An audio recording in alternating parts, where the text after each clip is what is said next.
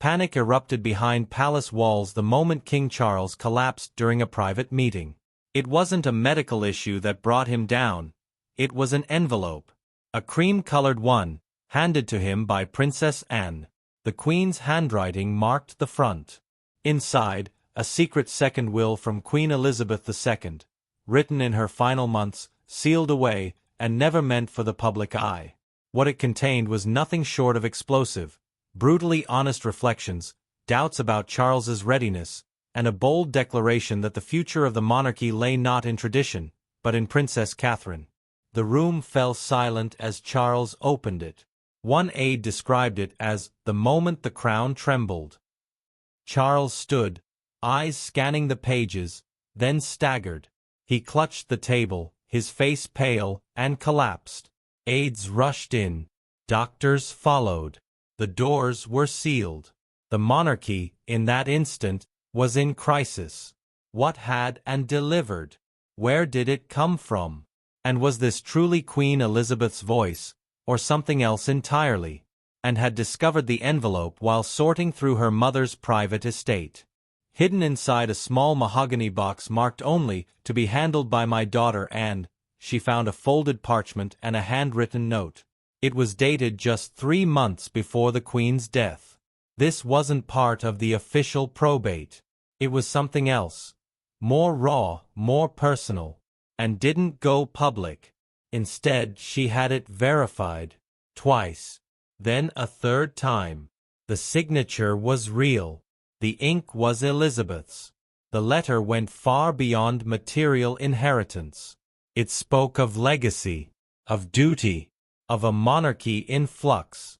Charles was still named king, but with a caveat. He is wise in tradition, the Queen wrote, but the world asks for more. Most shocking of all was the Queen's tribute to Catherine, the Princess of Wales.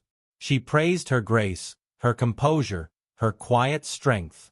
Not in a ceremonial way, but in a way that read like a passing of the torch. Catherine is not only the future consort, she wrote. She is, in many ways, the future of the crown. She questioned Charles's ability to modernize the monarchy, hinted at William's promise, but made it clear. Catherine was the one the people connected with, not through spectacle, but through substance. And in her final words, the Queen warned, if the monarchy does not change, it may not endure. For Anne, the decision wasn't easy. Reveal the truth and risk tearing the family apart? Or protect the institution and bury her mother's final wish?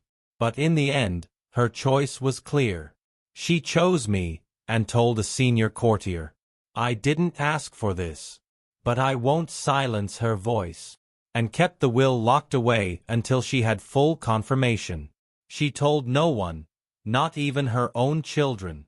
Only after sleepless nights and legal validation did she request a private audience with Charles. No aides. No cameras. Just 2 siblings, one wearing the crown, the other carrying their mother's final words. It began in silence. A still, breathless kind of silence that blanketed the room like a funeral shroud. Princess Anne entered without ceremony, her expression unreadable, her steps measured. She held in her hand a single envelope, aged parchment, its weight far heavier than the paper it bore. The Queen's seal was unmistakable, familiar, final. She walked straight to her brother. Charles looked up, already pale, and offered the envelope without flourish, her voice barely above a whisper.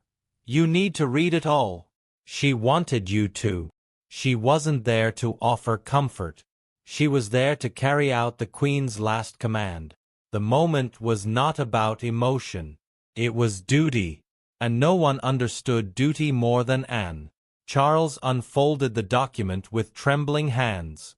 The paper crackled. Time itself seemed to stall. And remained standing, silent, watching as the words of their mother took shape on the page.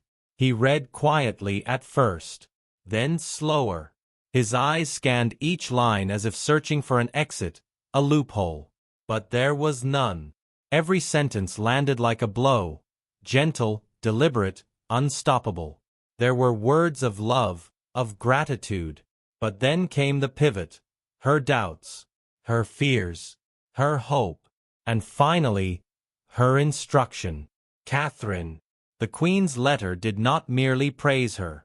It anointed her. It called her the soul of the monarchy's future. It questioned the system's rigidity.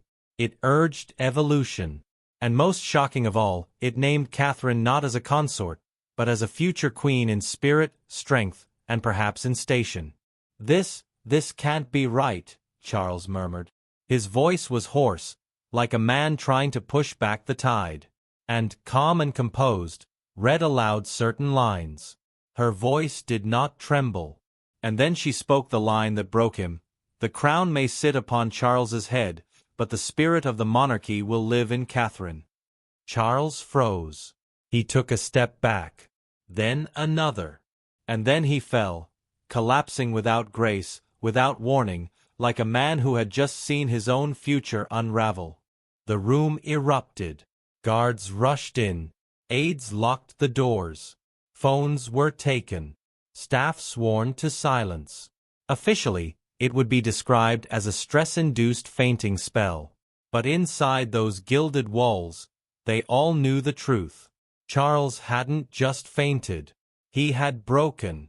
Because what he read wasn't just his mother's goodbye. It was her verdict. And stood still, her expression unchanged. Her task was done. But the contents of that letter had only begun to unfold. The Queen's words were more than farewell. They were a blueprint. A vision of a monarchy not stuck in the past, but leaning into the future. It did not dethrone Charles, but it redefined who the monarchy would become. And at the center of it was Catherine. Not as an accessory. Not as a support act. As a sovereign spirit. One paragraph read less like protocol and more like prophecy. It described Catherine as a spirit fit for sovereign, someone who embodied the virtues the monarchy would need to survive the century ahead. And William, blindsided, had never known any of this. His name was honored in the letter, of course. His importance reaffirmed. But the power dynamic had shifted. In the Queen's eyes, Catherine wasn't beside the throne. She was the throne's future. The document even outlined potential ceremonial and advisory roles for her, positions traditionally reserved for reigning monarchs. Hints of constitutional influence. Not just pomp, but power. This isn't just symbolism, William confessed to and in private. She's always carried the weight. Now she has the name for it. And yet, while the royal family reeled, Catherine carried on. Calm, poised, unaware. She greeted schoolchildren, cut ribbons, smiled at cameras. The world saw grace. She didn't yet know that behind the palace gates, power was shifting beneath her feet. But there was one enormous problem. 2 wills. 2 visions. 1 throne. The Queen had left behind not only her official testament, but this second, deeply personal letter. Royal lawyers swarmed. Some were already on site from the medical emergency, now poring over language, dates, intentions. The second will was handwritten, dated just weeks before her passing. It wasn't enshrined in law, but morally, it was explosive. Could it override the official record? Legally, no. But emotionally, institutionally, it was an earthquake. Some inside the palace called for it to be buried, quietly, forgotten, filed away as sentiment, not strategy. But others, those who had worked closest with the Queen in her final months, insisted she had never been clearer. She wanted Catherine's future secured, one former secretary said. In writing, no confusion, no debate. And so, factions formed. The old guard, urging silence, and the quiet revolutionaries, seeing the Queen's words as a compass, a final course correction from beyond the grave. But before the palace could contain the fallout, it slipped. First, a rumor, then a leak, then, full-blown revelation. The press got wind of the second will, first in whispers, then in headlines. And then, the most surprising thing of all happened. the public didn't rage. They rallied. Across social media, one name exploded like wildfire: Queen Catherine. Twitter, TikTok, Instagram. Millions of posts, videos, edits, and outpourings of support. Hashtags trended. Commentators called it fate. For the first time in decades, the monarchy felt real, renewed, human. The Queen's voice, though silenced by death, had returned. And it was changing everything. "She's earned it, every step, every silent moment," one viral TikTok declared, accompanied by a montage of Catherine's quiet strength over the years. School visits, funerals, diplomacy, duty. The clip exploded across social media. Morning shows picked it up. Talk show panels debated it. News anchors questioned the once unquestionable. And as the video racked up millions of views, one question echoed louder by the hour. Was King Charles ever truly the Queen's chosen heir, or merely the one tradition demanded? By dawn, online polls had surged into the hundreds of thousands. Public support for Charles, once steady if cautious, began to dip. Meanwhile, approval for William and Catherine skyrocketed. But this wasn't just about numbers. The narrative had shifted, and that's what terrified the palace most. Catherine was no longer being labeled a consort. Global media had started calling her something else entirely: a queen in waiting. Not by marriage, not by chance, but by merit. Traditionalists begged for calm, patience, respect, silence. But that tone no longer resonated. Queen Elizabeth's final will hadn't just whispered from the grave, it had detonated in the heart of the monarchy. One veteran royal journalist put it plainly: her voice may be gone, but her words just restarted the monarchy. This wasn't some quiet legal matter. It had become a public reckoning. People were watching, choosing sides. And for many, the choice wasn't between Charles and William. It was between what the crown had been and what it might now become. What they saw in Catherine wasn't just dignity. It was destiny. A new kind of queen for a new kind of world. But amid the frenzy, one voice remained conspicuously absent: Camilla. No statements. No interviews. No smiles on the palace balcony. As headlines exalted Catherine and dubbed her the monarchy's moral center, Camilla's silence grew deafening. Insiders say her composure in public was just a mask. Behind the scenes, the queen consort was shaken. Deeply. According to aides, she was blindsided by the will. She questioned it immediately: its timing, its wording, its intent. "Why now?" she reportedly asked. "Why like this?" It wasn't just protocol she was worried about. It was something far more painful. Something personal. The phrasing of Queen Elizabeth's will, referring to Catherine as the future of the crown, cut deep. It felt, to Camilla, like a quiet erasure. Not just of her title, but of her journey. Of everything she had endured, rebuilt, and reclaimed. The decades of scandal, the slow climb from pariah to consort, it all suddenly felt precarious. Fragile. As if it could vanish with one sentence from a woman no longer alive. Camilla's team moved fast. They tried to shape the story. Leaked reminders to the press of her loyalty, her service, her decades beside Charles through scandal and solitude. There were op-eds planted. Strategists called in. They framed her as the steady hand behind the king's reign. But the public didn't bite.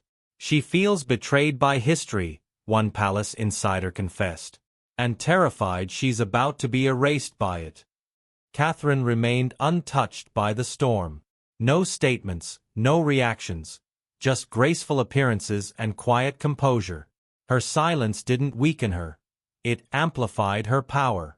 While Camilla braced for a quiet war, Catherine simply moved forward, elegant, unreadable, and perhaps more formidable because of it. There were no announcements, no revoked titles. Yet inside the palace, everyone understood. It was queen versus queen now, in everything but name. To understand how it came to this, you have to go back to the woman who started it all, Queen Elizabeth II. She didn't just pass on a crown, she passed on a message. Toward the end of her life, she was less focused on legacy and more on direction.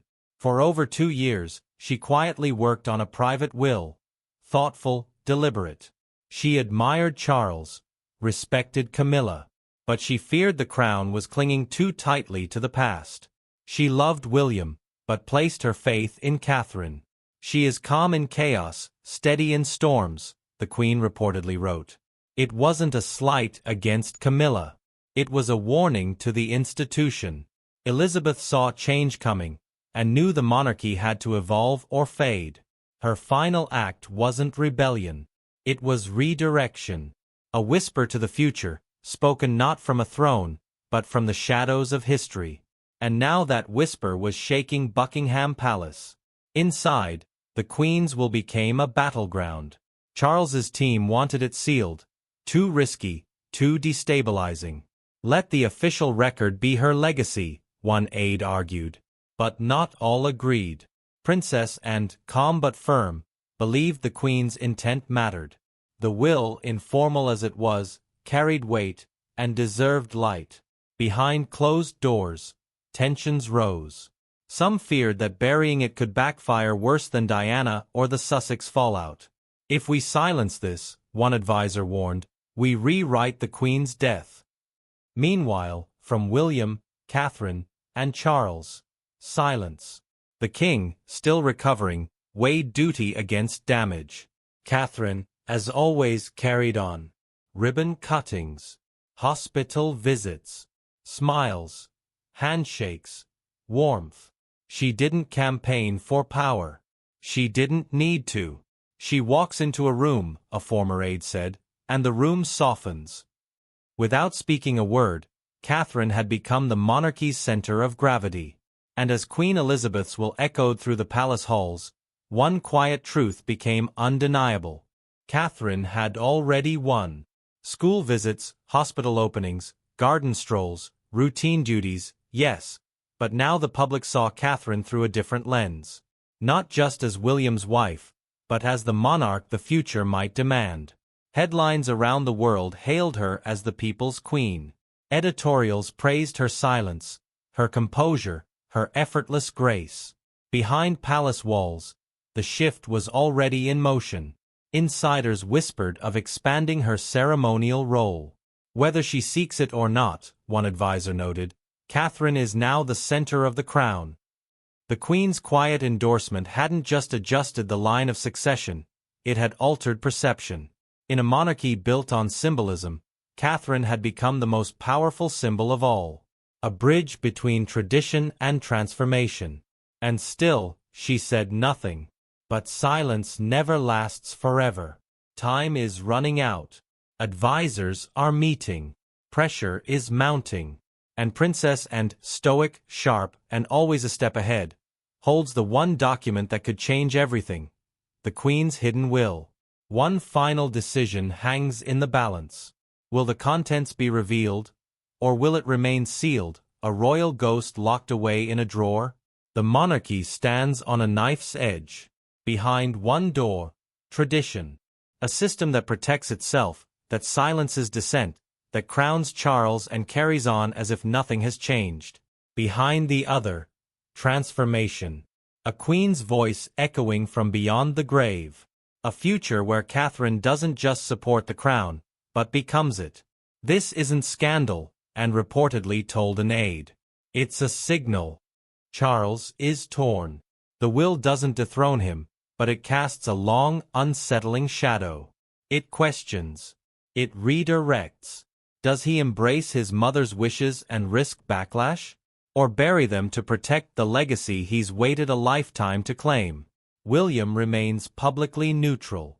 Catherine, still unaware of the will's full contents, trusts the process. But the world is watching. The pressure is real. A queen has spoken, one royal insider said. The question is, will anyone listen?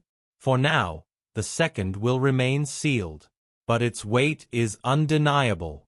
It's felt in every corridor, whispered about behind every closed door. And its message may be the most important the monarchy has ever received. Change is coming, whether or not the crown is ready. The monarchy has weathered abdications, scandals, even war. But this may be its greatest reckoning yet. With King Charles rattled, princess and unwavering, and a second will threatening to upend the royal order, the palace spins in silent turmoil. Catherine continues her duties with quiet dignity, unaware her name now stands for something far greater than herself. Camilla watches from the shadows. William walks a tightrope, and holds the truth, the key to what comes next. The Queen's final words were never meant for the press, but now the world knows. Her vision wasn't rebellion. It was renewal. A quiet revolution. A call for something new. So what now? Will the palace hide the truth, or honor it? Will Charles cling to tradition, or carry his mother's torch? One thing is certain, the Queen may be gone, but her voice is louder than ever. And it's shaking the crown at its very core. This isn't just royal drama anymore. This is history in motion. And as the world waits, breath held, one question lingers.